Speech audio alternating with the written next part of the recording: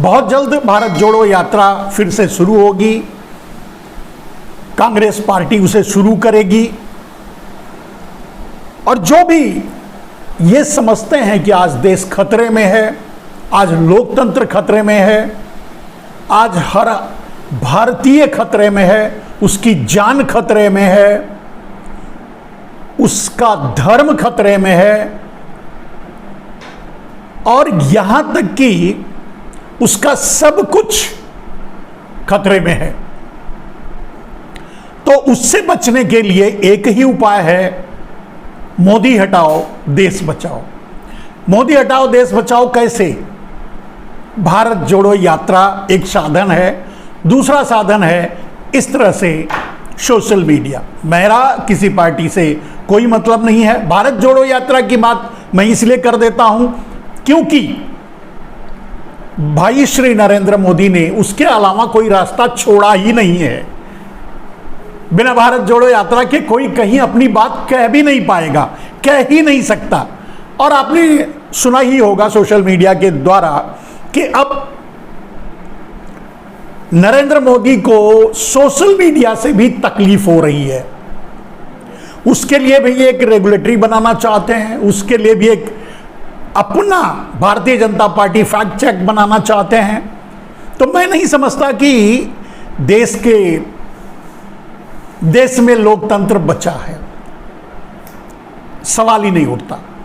तो सिर्फ लोकतंत्र को ही नहीं, लोकतंत्र को बचाना है, देश को बचाना है, देश की एकता अखंडता को बचाना है, देश की संप्रभुता को बचाना है। आप चीन का मामला जानते ही हैं, चढ़ा चला आ रहा है, ऊपर आके बैठ गया है, हमारे सर पे बैठकर तबले बजा रहा है, नाम बदल रहा है। ये गांव का नाम बदल रहे हैं, सड़क का नाम बदल रहे हैं, स्टेशन का नाम बदल रहे हैं और चीन हमारे भारत के हिस्सों का नाम बदल रहा है। ये सिर्फ नाम बदल रहे हैं और वो नक्शा बदल रहा है,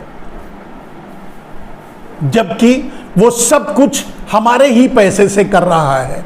और हमारा पैसा चीन को दे कौन रहा है? भाई श्री नरेंद्र मोदी जी, दूसरा और कौन देगा? उनके अब अडानी का कोई मतलब नहीं है, अडानी का नाम लेने का कोई अर्थ नहीं है। अडानी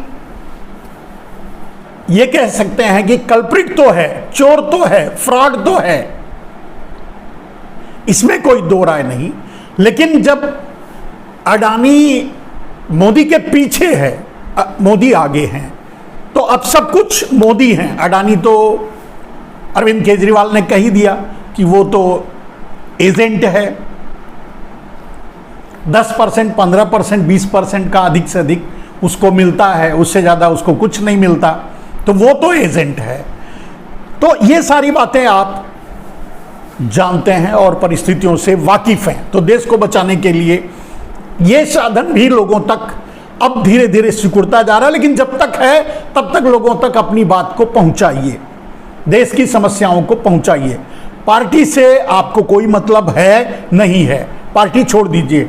हमारा कोई मतलब किसी पार्टी से नहीं, पार्टी छोड़ दीजिए, व्यक्ति विशेष भी छोड़ दीजिए। राष्ट्र के प्रति आप कितने समर्पित हैं और राष्ट्र के प्रति आपका चिंतन क्या है, आपकी सोच क्या है, ये अगर आप मानते हैं कि सही में चिंता का विषय है तो लोगों तक इसे पहुंचाइए। क्या मेरे दोस्त, आज भी मैंने यही डाला है कि 600 लाख करोड़ काला धन, 600 लाख करोड़ काला धन कहां है? मेरा पहला पॉइंट है कि 600 लाख करोड़ काला धन कहां है। मैं इस पर आपके सामने रखूंगा, कहां है यह मैं आपको बताऊंगा। उसके बाद मोदी जी की डिग्री इतनी रहस्यमय क्यों है और उसकी किसको जरूरत है, क्यों जरूरत है, इस पर मैं आपको बताऊंगा। तो 2 पॉइंट्स को आपके सामने रखूंगा मेरे दोस्त। मेरा वीडियो हमेशा ही लंबा होता है और आप धैर्य से सुनते भी हैं, इसके लिए मैं बहुत बहुत आपका आभारी हूं।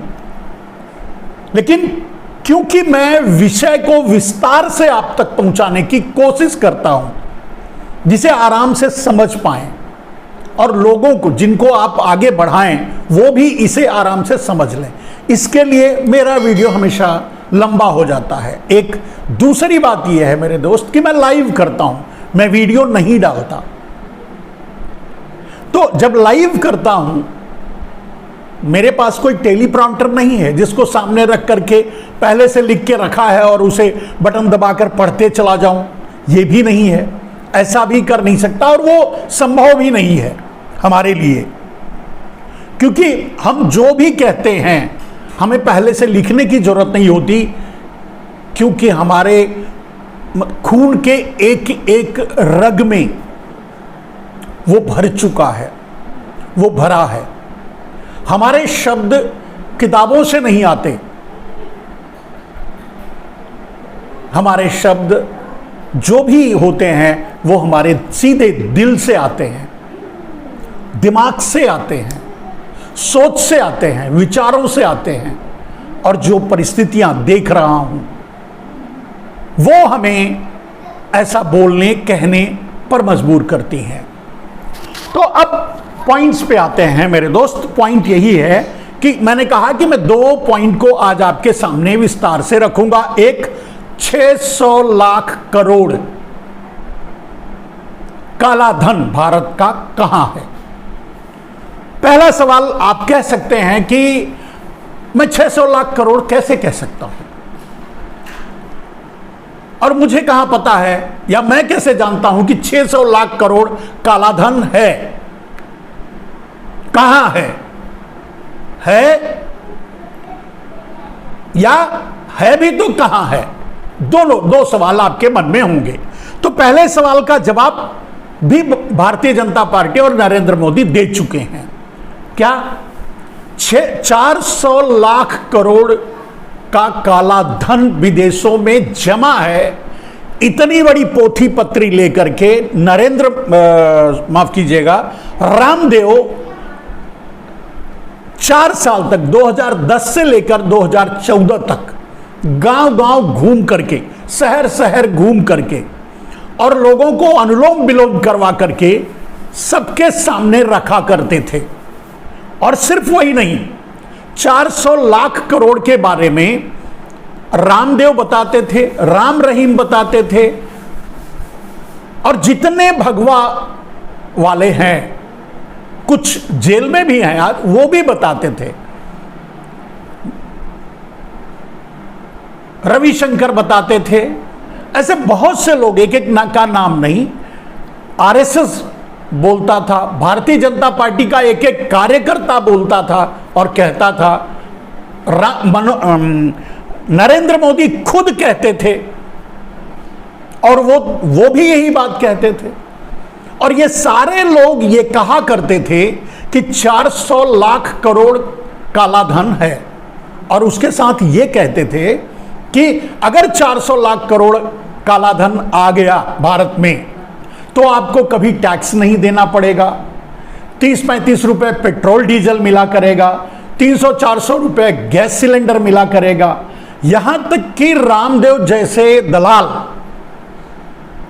और आरएसएस के लोग, नरेंद्र मोदी खुद कई वक्तव्य, कई बातें अपने अपने तरीके से ये आपके सामने रखते थे कि काला धन का क्या फायदा है।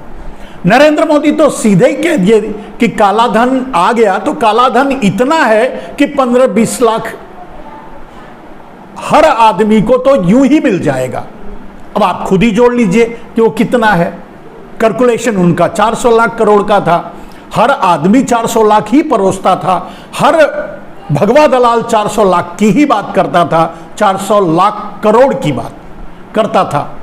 तो 400 लाख करोड़ के लिए यह भी कहा जाता था कि नीचे से सीढ़ी लगा दिया जाए तो उससे चढ़कर आदमी स्वर्ग तक पहुंच सकता है। यह भी दलालों की बातें थी। और हम तो करीब थे, रामदेव जैसे दलाल के करीब थे। हम पक सुनते सुनते पक जाते थे ये बात 400 लाख करोड़ की।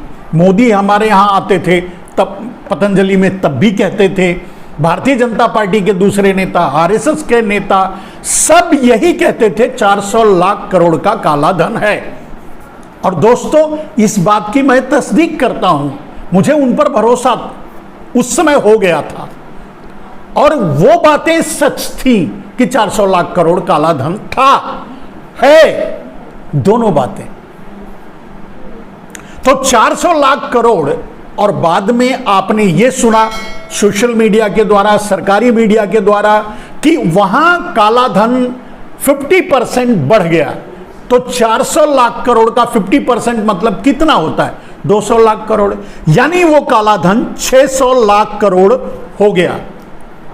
आपका एक जवाब मैंने दे दिया कि 600 लाख करोड़ मेरा गुणा भाग नहीं है, ये नरेंद्र मोदी का, रामदेव जैसे दलालों का, रविशंकर जैसे दलालों का, श्री श्री रविशंकर की बात मैं कर रहा हूं, तो श्री श्री रविशंकर जैसे दलालों का और दूसरे और भगवा कथावाचक, राम रहीम, बहुत से ऐसे भगवा दलालों का, सबका ये कैलकुलेशन था। तो अगर वो कैलकुलेशन को आज कैलकुलेट करोगे, साधारण सा बात है, 4 का 50% 6 ही होता है, तो 400 लाख करोड़ था तो अब 600 लाख करोड़ हो गया है। एक बात क्लियर हो गई कि 600 लाख करोड़ काला धन था और है।